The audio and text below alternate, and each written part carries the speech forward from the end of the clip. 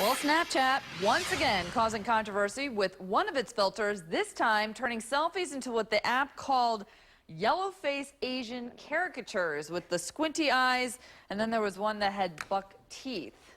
Seriously?